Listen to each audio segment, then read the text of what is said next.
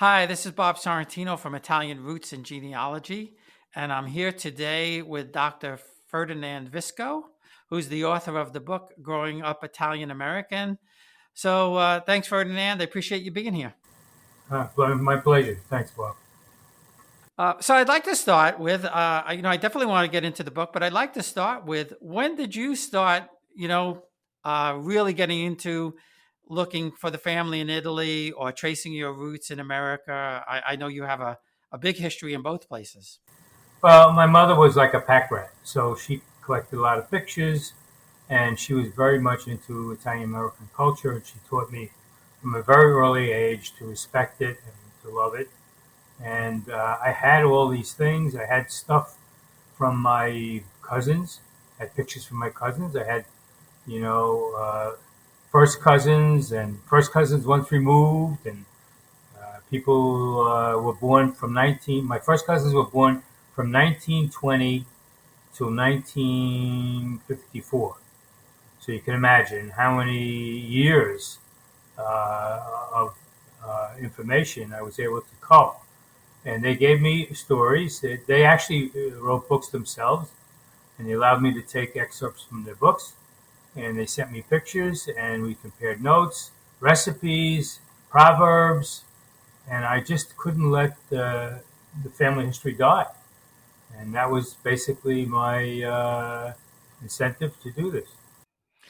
Yeah, and your family is very similar to mine. I think your family's a little bit older than mine, your grandparents, but I have the same thing. I have first cousins that were only a couple of years younger than my mom.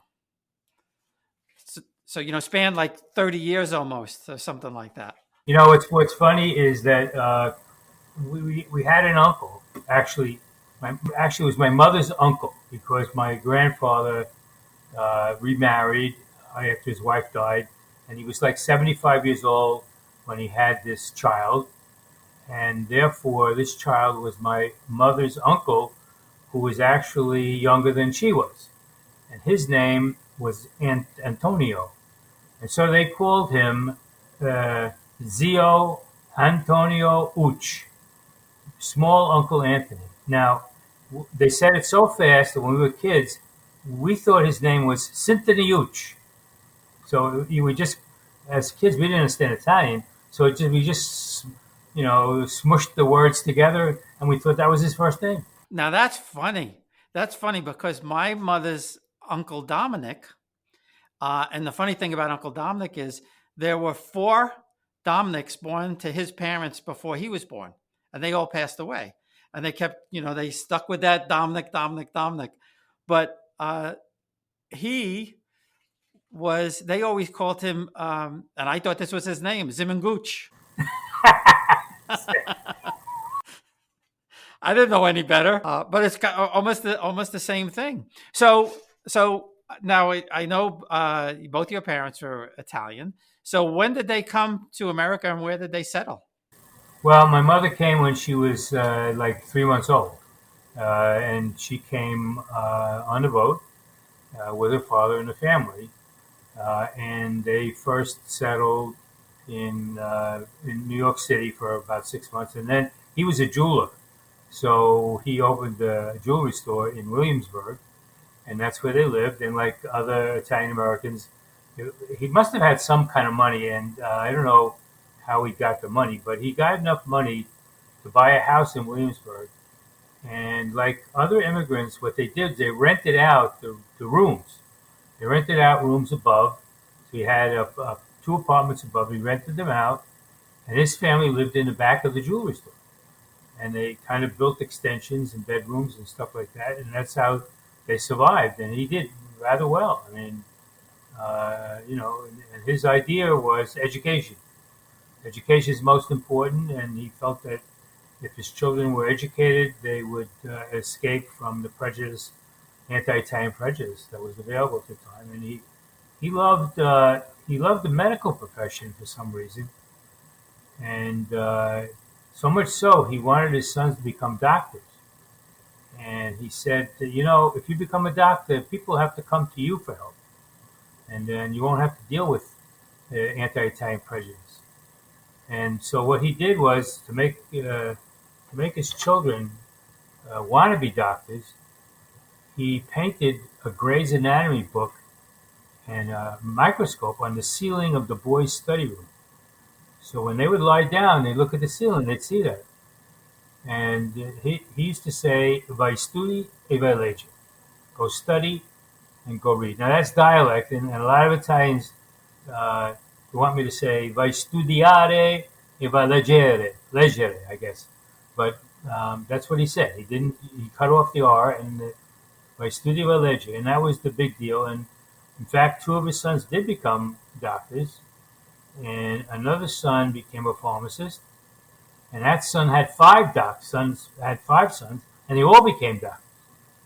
And then, my mother had me, and I became a doctor. So in my family, because of my grandfather, there are like 21 MDs that we can count. You know, so and that was him. Wow. Wow, that's amazing.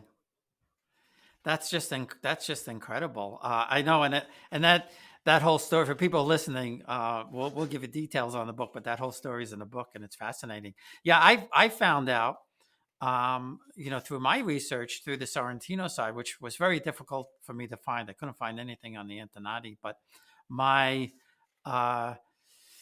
let's see, it would be my second great grandfather, Angelo. He was a pharmacist back in the 1800s, believe it or not. Um, and his son eventually became, I think what happened with his son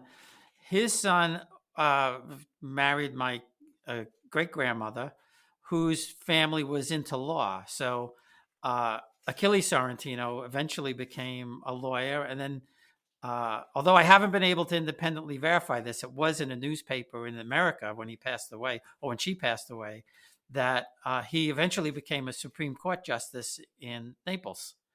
Um, so, that was your mom's family or your dad's family that had. That was my mom's family, and she became a pharmacist. I mean, as you know, and my father's family. My grandfather was well educated. He was also a musician, and he then became a sailor, and he joined the Italian Navy, uh, the Royal Navy at the time, because they had the king, right? Yeah, Yeah. right. And then he left the Navy, he joined the Merchant Marines, and then when his ship docked in Boston, he jumped ship and he came to America, and Wow. yeah, and he traveled to San Francisco and he took whatever job he could find, and he played musical instruments. He played the trumpet and all that, and he worked in bands and stuff.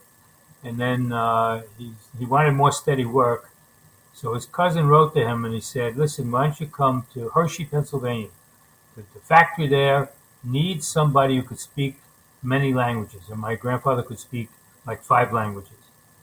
So he came back east, went to Hershey, and Hershey Corporation hired him, and he was a foreman, I guess, at Hershey, in Hershey, Pennsylvania. And uh, I guess the story is that he was eating so much chocolate on the job that he was worried about his teeth. So he decided, it's crazy, right? So, so he decided to come back to New York, and then he had a push cart, and he sold fruits and vegetables. And then eventually opened a grocery store in Manhattan, in Deli, and then moved to College Point because one of his daughters married somebody in College Point, the Lucarellis, Aruba Lucarelli. In those days, Lucarelli owned a upholstery store. Yes, I was on the team. Really? That was yeah. I was when I played Little League. Lucarelli sponsored my team. Right. So he liked the College Point. He thought it was great, and then he opened the deli and grocery store in College Point. And two of his sons, one, my father went to pharmacy school, and the other son went to dental school. And my father met my mother. Both of them were pharmacists, and they opened a drugstore in College Point. Visco Pharmacy. Yeah, yeah. So now, what year did they go to College Point? Because College Point, I mean, I was 3 when we got there, 1954. Uh, and it was just, there was still, a lot of the German stuff left around. There weren't a lot of Italians, but more and more were coming in through the 50s and 60s. So what year did they get there? Well, I guess my parents married in 1939, so must have been the early 30s, I guess, that they came. Wow. So they probably were right on the cutting edge of Italians going into College Point. Well, as you know, I mean, when we were kids, well, when I was a kid, I grew up obviously in College Point, and it was German, Irish, and Italian. Yeah, yeah. Yeah, I mean, well, we all know Flessels and places like that. I still remember where the beer hall was, where Coppola's eventually wound up, on 14th Avenue. I vaguely remember that. Some kind of what they call it, the village something. Yeah, something like that. Yeah, yeah. Uh, and so yeah, so I still remember that, but that's true. I mean, going to St. Fidelis, that's what it was. Irish, German, and Italian, and you had a couple of others, but not too many. Um, so I know you had told the story in the book. You tell the story about your parents meeting, and there's a little bit of, I'm trying to remember exactly, but there was a little bit of story about your mom becoming a pharmacist, right? Right. Yeah. Well, she, you know, uh, figured that she's not going to get married. She thought she was going to become a spinster. So she decided, well, I got to take care of myself. What am I going to do? So she went to pharmacy school, and then she met my father through, in those days you met people through people, right? So, and then she met my father, and they really hit it off. I mean, they were a team. It was unbelievable. I mean, that kind of marriage, amazing. Yeah, and so I'm gonna guess that when she went to pharmacy school, there probably weren't a lot of women going to pharmacy school back then. Right, right, yeah. And there was like 3 women in her class. Wow. So, yeah. And of course, she was older. She was the oldest woman. She was like in her 30s, and the kid that these other people were, you know, teenagers, 18, 19, 20. So, but she did it. She was Yeah, a yeah. great, No, great that woman. that that that's fantastic. So now, um, I know you chronicle in the book that you went to medical school in Italy. And I know you have some great stories about that. And I love the one um, about how they give the tests in Italy. And I think they still do that today. At least I know, uh, my cousin Gene, he went to school, he went to medical school in Italy, probably about 15 years after you. But um, I found it fascinating the way you take the tests in Italy. You sit in front of the 3 professors, and there are 3 students with you. So they're all oral exams. So the professor turns to one student, he asks him a question, and that student will talk, and then he'll say "e poi," and then he turns to the other guy, and then he'll answer the question, the same question usually, and then he says "e poi," and the third person answers the question, and you really need to know something because the last guy on the totem pole there, has got to pull something out because the other people have already said everything they're supposed to say. Yeah. And I remember, once I was taking a surgical exam, and I with two Italians, and the first guy he expounded brilliantly, the second guy brilliantly, and I only knew one thing about this disease, and it was that the patient couldn't get an erection, and these guys didn't say anything like that. So I said, "Guy can't get an erection." The professor was so pleased that he gave us all 30 con laude, which means 30 with praise. 30 is like 100, for an exam, right? So, that was one story. And then the great story was that once somebody, I guess he was asking some student a question, some some student was giving an exam, and the guy didn't know the answer. So he said, "Listen, what I want you to do is take a piece of chalk, and I want you to draw a line on the blackboard." So the student got up, he drew a line on the blackboard. When he came to the end of the blackboard, and he said, "Now what do you want me to do, Professor?" He said, "Keep drawing the line, even if it's on the wall." So the student said, "The professor said so, I got to do it." So he draws the line on the blackboard. He reaches the door. When he gets to the door, the professor says, 40, out. That meant he failed, right? So these guys were winning. Oh my goodness, that's terrible. That's really, really terrible. So how many years were you in school in Italy? We'll be right back. Experience Italy like never before, traveling with a scheduled group or create your own bespoke tour with friends with philitaly.com. Pack your bags and follow Phil. That's www.philitaly.co.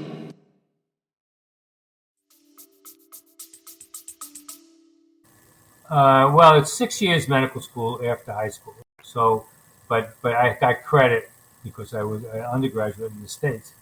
So I was there like 5 years, and it was great. Oh, wow. Just great. It was I'm sure it was. to be in Europe and have a reason to be there. Legitimate reason. It was great, just great. Yeah, no, I know because we lived in England for 26 months when I worked for Chase, and yeah, you can't beat those experiences, and I was getting paid, so it was even better. uh, so while you were there, were you able to travel to any of the ancestral towns, or did you do that later? Or No, we did that. I mean, we did travel to Padula, where my mother's father, grew up, and to Vico Equense, which is near Sorrento, and we went there.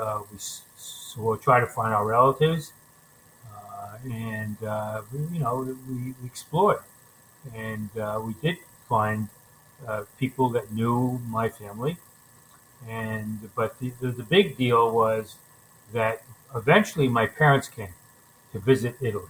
My father was born in the States. Oh, nice. And so my mother came with my father, I guess, in 1968, I guess.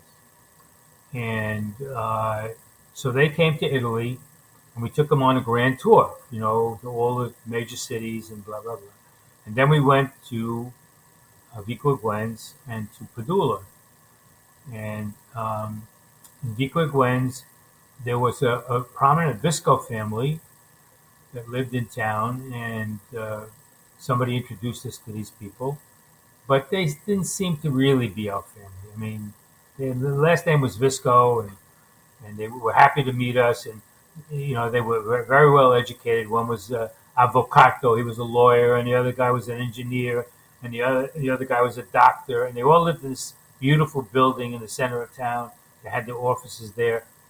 As we were coming out, somebody stopped us and said, "Listen, these people are not your relatives. Your relatives live in the mountains, in a place called Masaguan, in the mountains." So we went to the mountains, and there they were, our real family. These were not affluent people, but they were our real family, and they had, pictures of my grandfather and like that, and they were wonderful people, and we still are in contact with them to this day. So it was really great meeting them, and lots of stories about them. I had a child at this point. My first child was born in Padua, and that's where I went to medical school. And so when we went on this trip, we didn't take my kid because we were running from town to town, and my daughter was like 2 years old, 2 or 3 years old. So she stayed with her godmother, who was Italian, and our housekeeper in Padua. So we tried to call Padua to find out how she was doing. So we went to the tobacco store, and which had the only phone in town. And I tried to call Padua to speak to her, and the operator got it all screwed up. I mean, couldn't find the phone number, and then he gave me a phone number in Bologna, and it was crazy. And my cousin was with me, and he finally got fed up. He grabbed the phone, and he said, "Listen, you're all screwed up here. You don't know. Do you know who you're talking to? This is my cousin from America. Okay? If you don't give him the right number, I'm going to pull the phone off the wall." Okay? That was his way of getting back at the phone company. I said, "Whoa, Cugino, calma, take it easy, because if you wreck the phone, I won't be able to do anything." So eventually, I did get in contact with my daughter, and what could I do? I just I expressed gratitude to him for helping me, taking care of business here. So they were great people, lovely people. Yeah, we made one trip to Italy when we lived in England, and I hadn't started my research, and I really didn't know anything. I mean, I knew my dad's family was from Naples, and we took the train from Rome to Naples just to pick up a car to drive to Sorrento, and I didn't know at the time that my grandmother, her family, actually both families, my grandmother and my grandfather, they lived about a half a mile from the train station, and I had no idea. And when I found that out, recently, I was like, "Oh, I can't believe we were right there."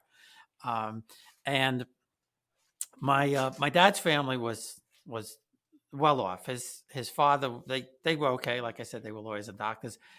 My dad's mom was from nobility, and they basically like owned the whole street. That I see from the records and everything. But I didn't know that I had anybody there. My grandmother's last name is Piramalo, and there were only two in America, her and her aunt. Nobody else came, and there was probably no reason for them to come. And then, I eventually started finding, some third and fourth cousins, and we were supposed to meet them last April or May.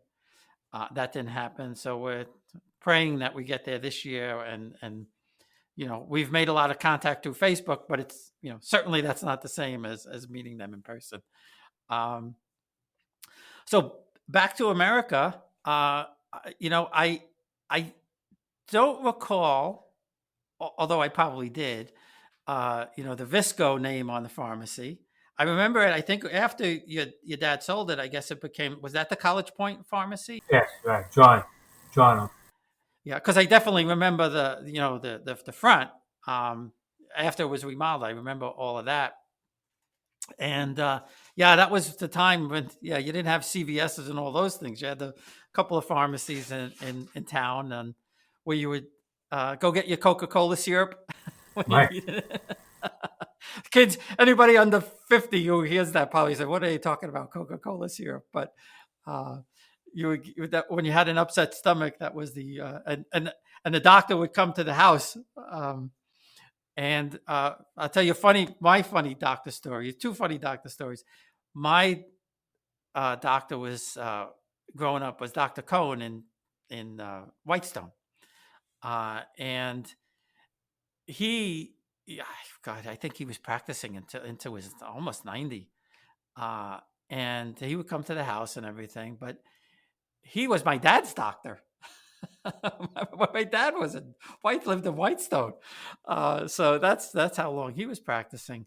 But yeah, I mean, College Point was a great town, and I know in the book there's a little bit of a story about a mafia, and you give me your mafia story, and I'll give you mine.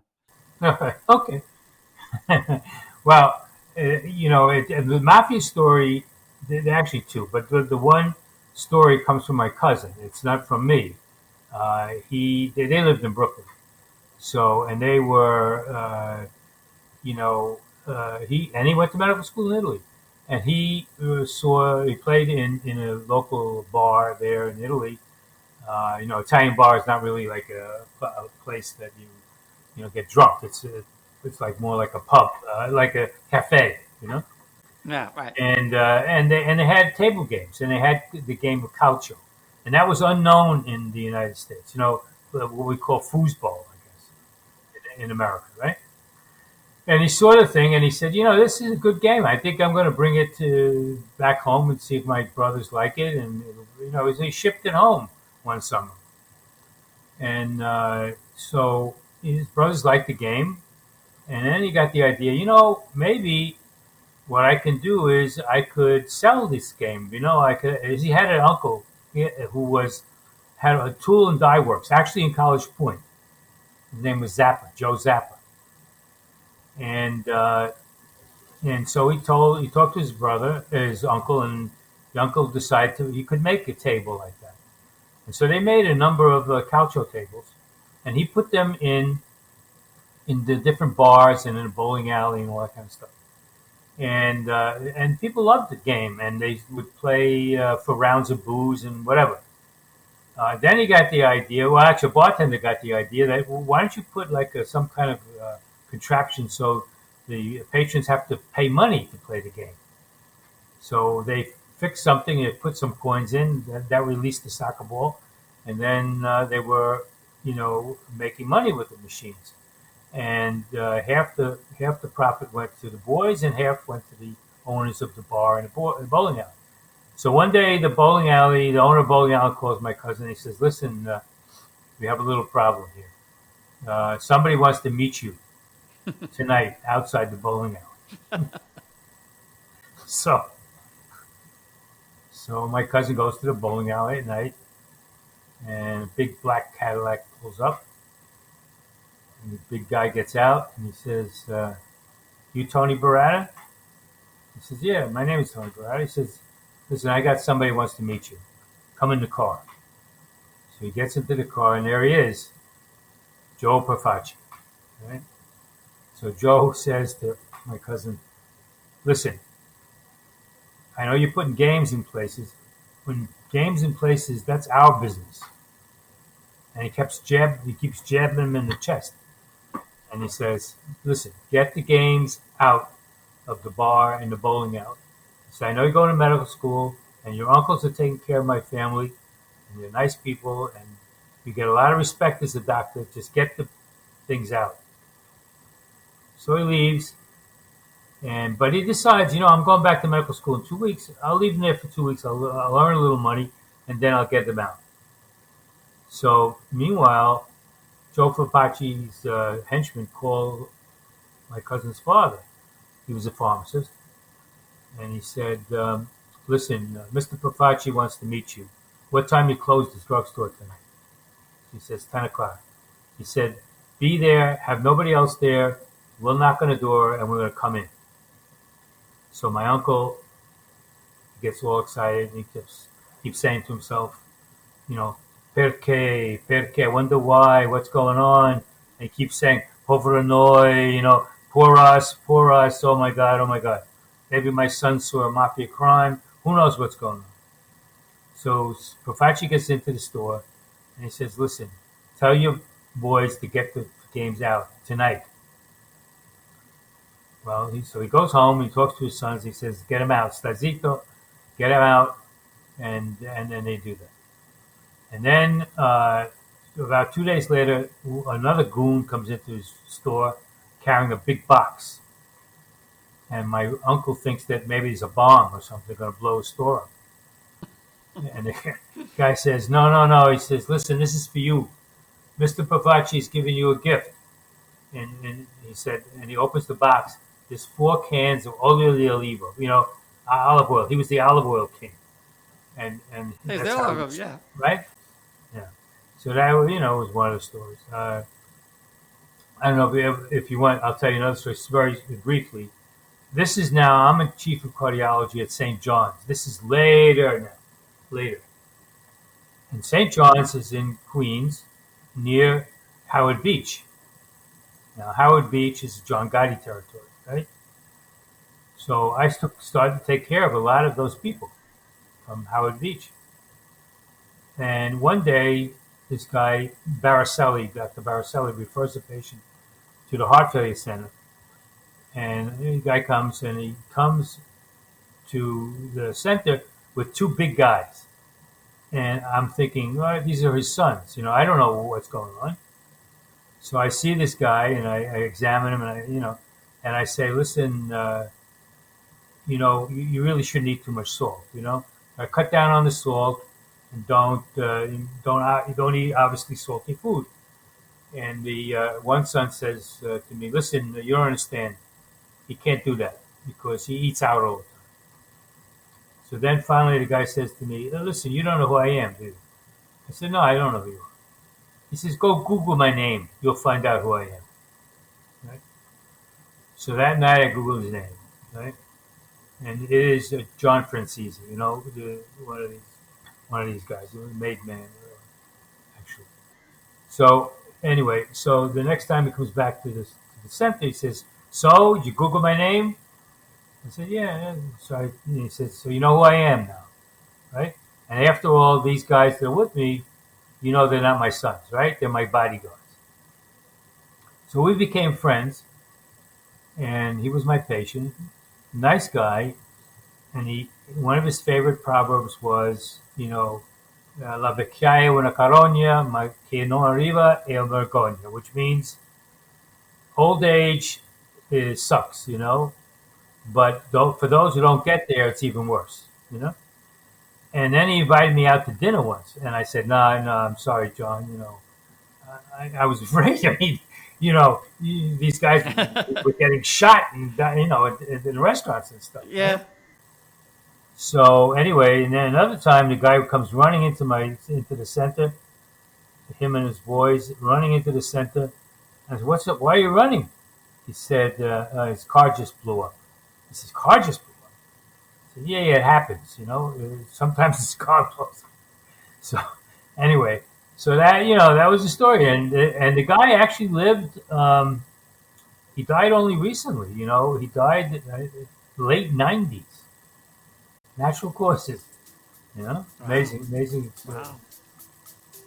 Nice guy, actually. We'll be right back.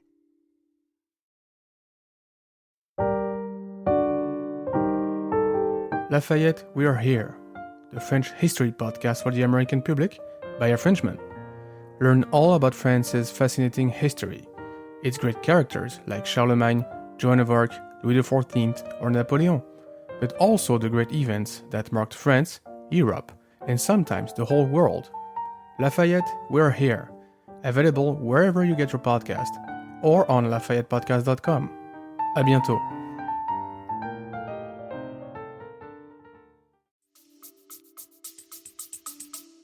So I didn't know that your story was a Profusely story, because so is mine. Really? No. So I don't know if you know Leonard's Bakery in Corona. If you know Leonard's Bakery in Corona on 108th Street, 103rd Street. Anyway, my aunt worked there behind the counter in the 50s and 60s. My uncle was a baker there, and my Aunt Mary was out of the 9 kids, Aunt Mary was probably the funniest out of everybody. Everybody has the Italian aunt who's the funny Italian aunt, right? And one day, Profusely walks in with his 2 sons, and Profusely's wearing a white fedora. And at this particular case, they actually were his sons. And he, which I've just found out recently, Profusely was the cousin of the owner of Leonard's. I think he was a cousin. And so he comes walking in, and as he walks past, my aunt says to him, there goes Charlie Chan and his 2 sons. And he walks past, he gives her a look, he walks past, and he's doing his business in the back, and he comes out and he says to her in Sicilian, "You're a real wise one." And the two boys are cracking up, right? And he leaves. Well, her boss, Andy, comes out and he's going crazy. Aunt Mary, what are you doing? Don't you know who that is? Don't you know who that is? She goes, yeah, it's Profusely, the olive oil guy. He's not the olive oil. But she was okay. They explained everything about Aunt Mary to Profaci, and everything was fine with all of that. But Howard Beach, we were in a restaurant. I think I had just met my second wife, Marion. And we were in a restaurant. Me and her and my sister and my brother-in-law were in a restaurant in Howard Beach. And the waiter comes over, the owner comes over and says, you see those two gentlemen over there? So we said, yeah. And they said, they would like to pay for your dinner if you move to that table over there. Oh my God. They want we were sitting, all the way in the back. They wanted to sit in our table. So we looked and okay. And then when we were in Sorrento, right in the middle of the square, there's the Circolo Sorrentino. And I guess like the Sorrentino Club or whatever it is, right? And I wanted to take a picture inside. So I went up to the maitre d' who was out there. It was early on a Sunday morning. There's nobody there. And I said, could I take a picture? Can I come over here and take a picture? And he says, no, you can't, no picture. So I says, well, my name's Sorrentino, I'm from America. I just, the sign. No, you can't take a picture. So I insisted about 3 times. And then finally, he gestured over to the corner. And there were the 4 guys with the fedoras and the cigars. And I said, okay, I understand. But now, so you worked at St. John's Hospital? Did you know Dr. Duca, the orthopedic surgeon, by any chance? He operated on me in 77, I guess it was. But his dad was a pharmacist in Corona. He owned the pharmacy in Corona. And when I had to get my knee surgery, I guess my mother asked somebody in the family, and they said, I forget the pharmacist's name in Corona, but his son's an orthopedic surgeon. But he was a funny guy. He was a riot. And I didn't know this at the time, but he, when he went to operate on my knee, and they came to get me for the operation, and they said, oh, Dr. Duke is your doctor.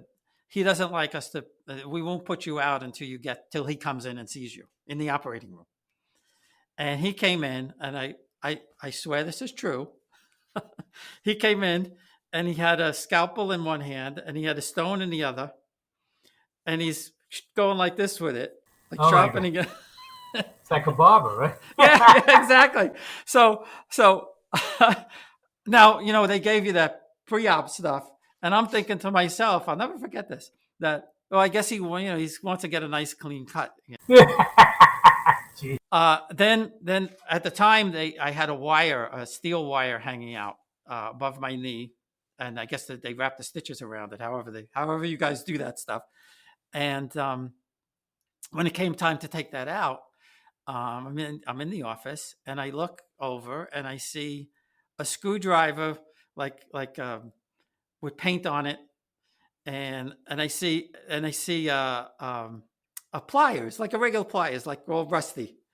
And I said to him, I said to him, is that for me, the screwdriver? He goes, no, I used the pliers on you. And he grabs the end of the wire and just takes it out. And I said, all right, I didn't feel anything. And he goes, I'm the painless doctor. And then finally, his office was always packed. His office was in Flushing. Always packed. And you're always ready for a 30 or 40 minute wait there. And one day I just get there, I'm sitting there, and the nurse comes over and says, Dr. Duca wants to see you inside. I said, I just got here. She goes, I don't know. He said to come in. He's got a patient there. He wants you to go in. So I go in, and he's there with a woman and a boy, about 16. And he doesn't say anything. I walk in and he goes, walk across the room. So I walk across. He says, okay, come back. I walk back. He goes, okay, sit down. And he starts talking to the woman in Italian, back and forth in Italian. And then, he says to me, he says, all right, she was done. He said, well, you're here. You might as well just finish with you. So I said, what was that all about? And he goes, I have to do the same operation that I did on you on her son. and she was afraid he was never going to walk again. So I wanted to tell her, yeah, see, he had the surgery. He's fine. He can walk. You were the model, right? Well, this has been we could probably talk for hours, especially about College Point. Maybe we'll have to do another one just on College Point. It's amazing. It's amazing that you are from College Point and you're into this stuff. And it's hard to believe that both of us are into this stuff, and it's wonderful. I found so many fascinating people. I did 50 of these last year, and I never thought I'd do more than 5. I mean, who knew? But as I find people and people are really great that want to talk about it, whether they're authors or just people. But the one conclusion with all of this is that there seems to be somebody in every family that is just driven to do this kind of thing. And I've had a couple of people tell me, you're there for a reason. They want to be found. And it seems like that's true. And some of the stories that people tell me about how they made a connection or how they found a relative is just really, really incredible. So the book is Growing Up Italian American. It's on Amazon, right? People could find it on Amazon.